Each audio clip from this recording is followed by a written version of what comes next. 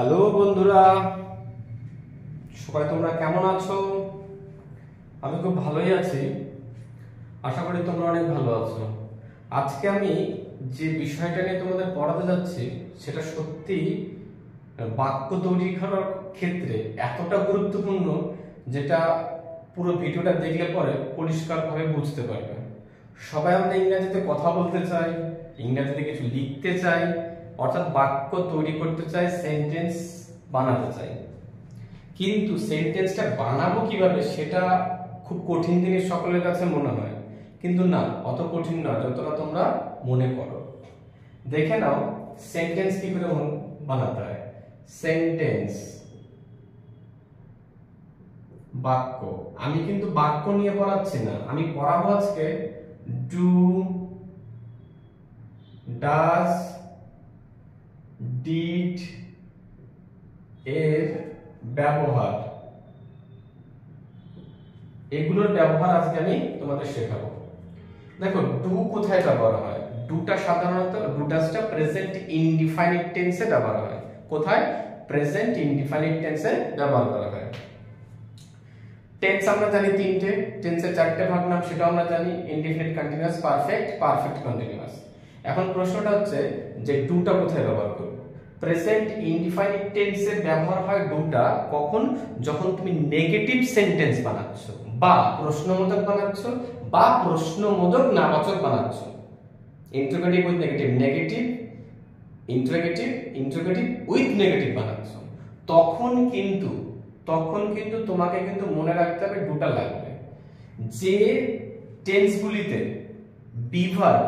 বিভার্বের auxiliary ভার্বের কোনো প্রয়োজন হয় না, অক্সিলারি ভার্ব না, বিভার্বের প্রয়োজন হয় না, যেখানে বিভার্বগুলো বসে সেখানে তার মানেটা ধরতে হবে। যেমন ধরো যে আই অ্যাম গুড বয়, আমি হই ভালো ছেলে, আমি হই ভালো ছেলে। তাহলে দেখো আমি লিখছি বাক্যটা এখানে, আই অ্যাম গুড বয়, আমি ভালো ছেলে, আমি হই ভালো ছেলে, তার মানে হচ্ছে এই বাক্যগুলো নেগেটিভ ইন্টারোগেটিভ করতে গেলে খুব সহজ হয়, এরপরে নট লিখে দিলেই হয়ে গেল, আর ইন্টারোগেটিভ করতে গেলে অ্যামটাকে আগে দিলেই হয়ে গেল। কিন্তু যে সমস্ত বাক্যগুলোর মধ্যে কোনো বিভার্ব থাকবে না, যেমন লাইক ধরে নাও আই রিড বুক, আমি বই পড়ি, এখানে কোনো বিভার্ব নেই তো কোনো বিভার্ব, অ্যামিজার নেই। তো অ্যামিজার যখন না থাকবে এখানে, তখন আমি এখানে নটটা কার করে বসাবো? যখন নেগেটিভ করব। প্রেজেন্ট ইনডিফাইনাইট টেন্সে এমন কিছু সেন্টেন্স থাকবে যে সেন্টেন্সগুলো অ্যাফার্মেটিভ সেন্টেন্স, যে সেন্টেন্সগুলোকে নেগেটিভ বা ইন্টারোগেটিভ করতে গেলে পরে কোনো বিভার্ব থাকবে না, তাহলে আমি সেই সেন্টেন্সগুলোকে নেগেটিভ ইন্টারোগেটিভ করতে গেলে আমাকে কি করতে হবে? বিভার্ব ধার করে আনতে হবে সাবজেক্ট অনুসারে। ওকে, তাহলে আমি যদি এখন এই বাক্যটাকে নেগেটিভ করি তাহলে আমি কি লিখব? আই ডু নট রিড বুক। এই যে দুটাকে আমি ধার করে নিয়ে আসলাম, ডু এর জায়গায় ডাজ বসবে না কেন? এই দুটোই বসে, প্রেজেন্ট ইনডিফিনিটে ডু আর ডাজ দিয়ে নেগেটিভ ইন্টারোগেটিভ করতে হয়। ওকে, যেখানে অ্যামিসার থাকবে না, মানে বিভার্ব থাকবে না, যে সেন্টেন্স তার মধ্যে কোনো বিভার্ব নেই, অ্যাম ইজ আর নেই, সেই সেন্টেন্সগুলোতে নেগেটিভ ইন্টারোগেটিভ করার কথা বলছি আমি। ওকে, তো এটাকে যখন এখানে নেই বলে আমি দুটাকে ধার করে নিয়ে এসেছি, কেন ডু নিলাম, কেন ডাজ নিলাম না? কারণ এই সাবজেক্টটাকে দেখতে হবে। যদি ফার্স্ট পারসন ডাজটা বসে শুধু থার্ড পারসন সিঙ্গুলার নাম্বার হলে বাকিগুলো মনে রাখতে হবে না, কিছু মনে রাখতে হবে না, একটা মনে রাখো, ডাজ কোথায় বসবে? Subject third person singular number. কোনগুলো থার্ড পারসন সবাই জানো তোমরা? কোনগুলো? আমি, আমরা, তুমি, তোমরা বাদ দিয়ে যা থাকে সবই থার্ড পারসন। আমি, আমরা, তুমি, তোমরা বাদ দিয়ে যা থাকে সবই পৃথিবীতে থার্ড পারসন। তাহলে আমি, আমরা ফার্স্ট পারসন, আমি, আমরা কোনটা? ফার্স্ট পারসন হচ্ছে আমি, আমরা, I, we, second person you, আর থার্ড পারসন রাম, শ্যাম, যদু, মধু, পৃথিবীতে যা নাম আছে আই, উই, ইউ, এই তিনটে বাদ দিয়ে পৃথিবীতে যা আছে সবই থার্ড পারসন। সিঙ্গুলার নাম্বার মানে একটা বলছো, তাহলে এটা দেখো কোন person? First person singular number, তার জন্য ডু বসেছে। এবার তুমি যদি মনে করো এটাকে প্রশ্নবোধক বানাবা, এটা নেগেটিভ, হ্যাঁ নেগেটিভ।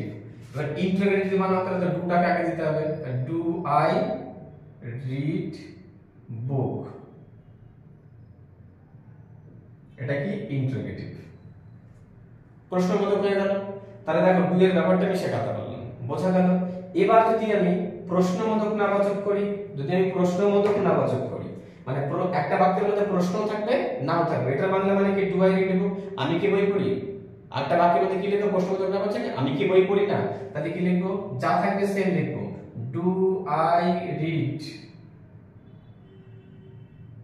বুক। হয়েছে। এবার এখানে একটা আমাকে নট লিখতে হবে, কারণ এটা প্রশ্নবোধক এটাও প্রশ্নবোধক হয়েছে, আমি প্রশ্নবোধক না বাচক ইন্টারোগেটিভ উইথ নেগেটিভ বানাচ্ছি।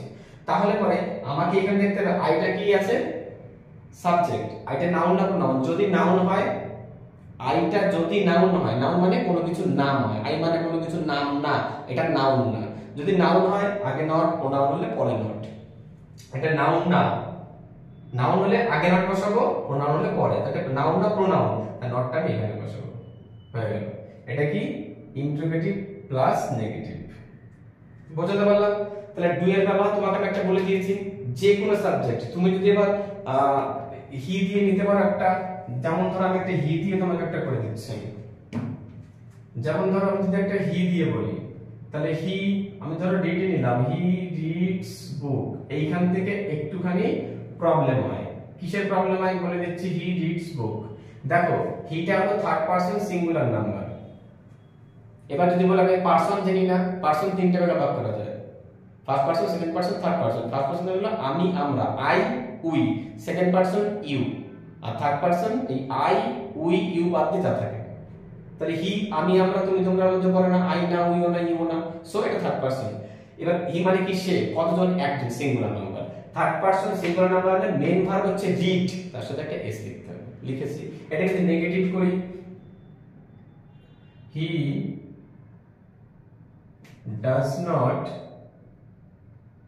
read book, সে বই পড়ে না।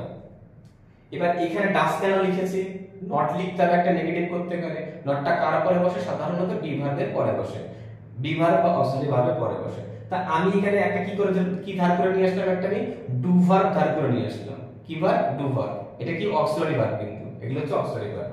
এটা কিন্তু কি করলাম, একটা ধার করে নিয়ে এসেছি। এবার এখানে ডু কেন বসলো না, ডাস কেন বসলো, ডু কেন বসলো না, ডাস কেন বসলো। সাবজেক্ট থার্ড পারসন সিঙ্গুলার নাম্বারে ডাস বসে, আর ডাস যখন বসবে তাকে এখানে একটা এস ছিল, এখানে কিন্তু আমি এসটা লিখিনি, লিখেছি এখানে আমি লিখিনি। এই এসটা উঠে তুমি এভাবে বুঝতে পারো, এই এসটা উঠে এখানে চলে আসে। এবার ডি ও এস দিলে তো ডি ও এস ডস এর কোনো বাংলা মানে হয় না, তার জন্য এখানে কি করেছে, ডি ও ই এস দিয়ে ডাস করে দেওয়া হয়েছে। এই এসটাকে তুলে এখানে বসানো হয়েছে, মানে হয় না বলে একটা সাথে ই দিয়ে এস করা হয়েছে, তা ডি ও ই এস ডাস, এই ডুটাকেই করা হয়েছে কিন্তু, অর্থাৎ ডাস বলে কিছু না, সাবজেক্ট অনুসারে চেঞ্জ হয়, কনভার্টার। তো he does not read book, আর এখানে যখন এসটা উঠে এখানে যাবে, এখানে কিন্তু রিডের সাথে বসবে না, মেইন ভার্বের সাথে বসবে না, এখানে ডাসটা কি হবে, অক্সিলারি ভার্ব। যদি প্রশ্ন মদত করো, ডাজ হি রিড বুক, এটা হচ্ছে ইন্টারোগেটিভ, এটা হচ্ছে নেগেটিভ, এটা হচ্ছে ইন্টারোগেটিভ। বোঝা গেল? ইন্টারোগেটিভ উইথ নেগেটিভ যদি আমরা করি, সেম লিখতে বলেছি, ডাজ হি রিড বুক। হয়েছে? আমি এখানে কেন এতটা করে ফাঁকা রেখেছি বলতো, এখানে একটা কিছু লিখতে হবে বলে। ওকে, ডাজ হি রিড বুক লেখা আছে, আমি এই ইন্টারোগেটিভ উইথ নেগেটিভ সেন্টেন্সে, অন্য সেন্টেন্সে না কিন্তু, ইন্টারোগেটিভ উইথ নেগেটিভ, হ্যাঁ বাচক না বাচক এবং প্রশ্নবোধক বাক্যগুলোতে আমাকে কি করতে হবে, সাবজেক্টটাকে দেখতে হবে। নট বসাতে গেলে একটা নাউন না প্রোনাউন, হিটা প্রোনাউন, তাহলে নাউন হলে আগে নট, প্রোনাউন হলে পরে নট, নটটা এখানে বসাবো। হয়ে গেল ইন্টারোগেটিভ উইথ নেগেটিভ হয়ে গেল। তাহলে ডু ডাজ এর ব্যবহার দেখতে পাচ্ছ কোথায় হচ্ছে, কিভাবে হচ্ছে, অর্থাৎ কোন বাক্যকে প্রেজেন্ট আমি টেন্সটাকে বলতে হবে, কোনো টেন্স না, প্রেজেন্ট ইনডিফিনিট টেন্সের যে সেন্টেন্সগুলোতে বি ভার্ব থাকবে না, সেই সমস্ত সেন্টেন্সগুলিকে নেগেটিভ ইন্টারোগেটিভ উইথ নেগেটিভ করতে গেলে পরে ডু ডাজ ব্যবহার করতে হবে, ঠিক এইভাবে সাবজেক্ট অনুসারে। বোঝা গেল? অনেক সহজ, কঠিনের কিছু নেই। বোঝাতে পারলাম? আচ্ছা, এবার যদি আমরা ডিডটাকে নিই, ডিডটাকে লিখি, ডিডের ব্যবহারটা আমরা কি হবে, ডিড কোন টেন্সে ব্যবহার হয়, সাধারণত পাস্ট ইনডিফিনিটে। কোথায় ব্যবহার হয়, পাস্ট ইনডিফিনিট টেন্সে ডিডটাকে আমরা ব্যবহার করতে পারি। আচ্ছা, পাস্ট ইনডিফিনিট ডিড কোথায় ব্যবহার হয়, পাস্ট ইনডিফিনিটে কটা ভার্ব আছে, তিনটে, was were and did. Was were যদি থাকে, যদি কোনো সেন্টেন্সের মধ্যে ওয়াজ বা ওয়ার কথা লেখা থাকে, শব্দটা লেখা থাকে, তার মানে কিন্তু ছিল বোঝায়। ওয়াজ ওয়ার মানে আই ওয়াজ গুড স্টুডেন্ট। যেমন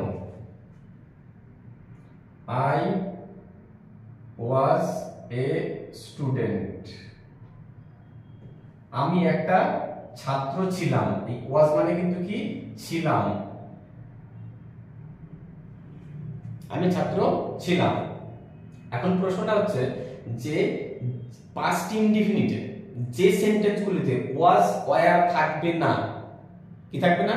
ওয়াজ ওয়্যার থাকবে না, অর্থাৎ পাস্ট ইনডিফিনিটকে আমরা যে ভাগগুলো করব সেই ভাগের মধ্যে, যে ভাগের মধ্যে ওয়াজ ওয়্যার থাকবে না, সেই ওয়াজ ওয়্যার না থাকা সেন্টেন্সগুলিকে যদি নেগেটিভ বা ইন্টারোগেটিভ বানাতে চেষ্টা করি, তখন কিন্তু আমাকে ডিড আনতে হবে। এবং ডিডের মানে কিন্তু ছিল না, অনলি নেগেটিভ করার জন্য একটা বি ভার্ব আনতে হবে। যদি আমি এই সেন্টেন্সটাকে এরকম লিখি, I was not a student, আমি একটা ছাত্র ছিলাম না, দেখো এরপর একটা নট লিখলাম, কিন্তু এখানে ওয়াজ মানে যে ছিল কথাটা থেকে যাচ্ছে, আমি ছাত্র ছিলাম না। বোঝা গেল? তাহলে বোঝা যাচ্ছে যে বাক্যগুলোতে ওয়াজ আর থাকবে না, অর্থাৎ ছিলাম কথাটা থাকবে না, সেখানে সেই বাক্যগুলোকে নেগেটিভ বা ইন্টারোগেটিভ করতে গেলে ডিড আনতে হবে। যেমন যেমন ধরে নাও, I did not like mango, আমি আম পছন্দ করতাম না। এখানে ডিডটা মানে কি, মানে অতীতকালের একটা সাধারণ ঘটনা বোঝাচ্ছে। আমি আম পছন্দ করতাম না, অতীতকালের ঘটনা, পাস্ট ইনডিফিনিট বোঝাচ্ছে। ওয়াজ মানে নেই, ছিল বোঝাবে না। বেশ, তাহলে যে সেন্টেন্সগুলোতে, যে বাক্যগুলোর মধ্যে থেকে ওয়াজ আর থাকবে না, তাকে নেগেটিভ করতে গেলে ডিড আনতে হবে। ঠিক আছে? আমি যদি অ্যাফার্মেটিভটা লিখি, হ্যাবাচকটা লিখি, I went there, I went there, আমি সেখানে গিয়েছিলাম, আমি সেখানে গিয়েছিলাম, আই ওয়েন্ট দেয়ার। ঠিক আছে? এবার যদি আমি এটা কোন tense, past indefinite tense, I went there, main ভার্বের সেকেন্ড ফর্ম করা আছে, গো, ওয়েন্ট, গন। ভার্বের কটা করে ফর্ম? তিনটে, গো, ওয়েন্ট, গন, তিনটে করে ফর্ম, সেকেন্ড ফর্ম লেখা রয়েছে, তাহলে পাস্ট ইনডিফিনিট টেন্স হচ্ছে। আমি যদি এই বাক্যটাকে নেগেটিভ করি তাহলে কি আসবে? I did not go to there, I did not go to there, আমি সেখানে যাইনি বা সেখানে গিয়েছিলাম না। ঠিক আছে? I went there, আমি সেখানে গিয়েছিলাম, এটার বাংলা মানে হচ্ছে আমি সেখানে গিয়েছিলাম। এটার বাংলা মানে কি, আমি সেখানে গিয়েছিলাম না, অর্থাৎ আমি সেখানে যাইনি। ওকে, এবার দেখো অনেকের প্রশ্ন হতে পারে ওখান থেকে, তারা দেখছো যে এই ওয়েন্ট ছিল, গো হলো কোথা থেকে? বুঝলাম, ডিডটা তো আনতে বলেছে। নেগেটিভ করতে গেলে পরে এই সমস্ত সেন্টেন্সগুলো যেখানে ওয়াজ আর থাকবে না, সেই সমস্ত বাক্যগুলোকে নেগেটিভ করতে গেলে ডিড আনতে হবে। এনেছি, একটা নট লিখতে হবে, নেগেটিভ মানে না বাচক, নট লিখতে হবে, লিখেছি। এটা কি ভার্ব? এটা কি ভার্ব? সবাই জানো, অক্সিলারি ভার্ব। লিখেছি এখানে হচ্ছে, তাহলে আই ডিড নট, গো কোথা থেকে আসলো? পাস্ট ইনডিফিনিট, সারা জীবন মনে রাখবে কথাটা, পাস্ট ইনডিফিনিট টেন্সে নেগেটিভ করার সময় বা কোথাও যদি কোনো সেন্টেন্সে ডিড কথাটা ব্যবহার হয়, তার সাথে কিন্তু আবার সেখানে বুঝতে হবে ডিডটা যদি মেন ভার্ব হিসেবে ব্যবহার হয়, এখানে কিন্তু কি হিসেবে বসানো হয়েছে? অক্সিলারি ভার্ব হিসেবে। কি হিসাবে? অক্সিলারি ভার্ব হিসেবে। তারপরে নট বসেছে। মেন ভার্বের পরে সাধারণত নট বসে না, বি ভার্ব অক্সিলারি ভার্বের পরে, মডেল ভার্বের পরে বসে। তাহলে এখানে কি অক্সিলারি ভার্ব, তারপরে নট বসেছে। বোঝা গেল? তাহলে এটা যখন অক্সিলারি ভার্ব হবে, অর্থাৎ ডিডটা যখন অক্সিলারি ভার্ব হবে, মেন ভার্বটা ফার্স্ট হয়। মানে এই বাক্যটাকে পাস্ট টেন্স বোঝাতে গেলে আমাকে তো একটা বোঝাতে হবে এটা বাক্যটা পাস্ট টেন্স। কি দিয়ে বোঝাবো? সাবজেক্ট দিয়ে বোঝানো যায় না, অবজেক্ট দিয়ে বোঝানো যায় না, বোঝাতে হবে কি দিয়ে? মেন ভার্ব দিয়ে, বি ভার্ব দিয়ে। বি ভার্ব দিয়ে, তাহলে মেন ভার্ব দিয়ে বোঝাতে হবে। মেন ভার্বের কোন ফর্মটা লিখেছি? Second form. সেকেন্ড ফর্ম লেখা থাকলে কি হয়? পাস্ট টেন্স হয়, পাস্ট ইনডিফিনিট টেন্স হয়। বুঝেছি? তাহলে আমি যদি এখানে গো লিখি, আমি যদি এখানে ডিড লিখি, তার ডিডটা তো থাকে কোথায় পাস্ট ইনডিফিনিট টেন্সে। কখন? নেগেটিভ আর প্রশ্নবোধক বাক্য করার সময়, ইন্টারোগেটিভ করার সময়। তখন আর আলাদা করে মেইন ভার্বটা সেকেন্ড ফর্ম লেখার দরকার নেই, ওয়েন্ট লেখার দরকার নেই, গো লিখলেই হয়, ফার্স্ট ফর্মটা লিখলেই হয়। এটা গ্রামারের নিয়ম। I did not go to their, অর্থাৎ এটা থেকে যখন আমরা অ্যাফার্মেটিভ থেকে নেগেটিভে যাচ্ছি, ডিড বসেছে, পাস্ট টেন্স বোঝানো হয়ে গেছে, মেইন ভার্বের ফার্স্ট ফর্মটা লিখতে হবে, এটা কিন্তু নিয়ম। ওকে, এবার যদি আমরা নেগেটিভ করলাম, এটা নেগেটিভ। ইন্টারোগেটিভ যদি করি, did I go to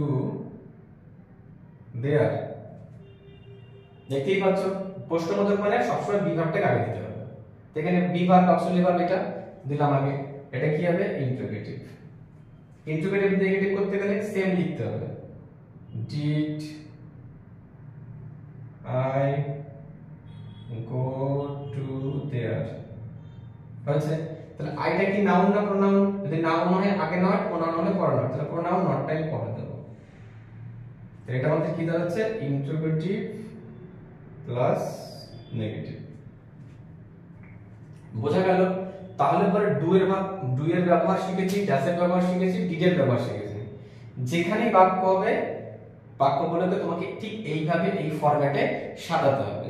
did বসলে কিন্তু মেইন ভার্বের ফার্স্ট ফর্ম বসে, ডিড না বসলে কিন্তু সেকেন্ড ফর্ম বসে, ডিড বসলে সেকেন্ড ফর্ম বসেছে। পাস্ট টেন্স মানে সেকেন্ড ফর্ম।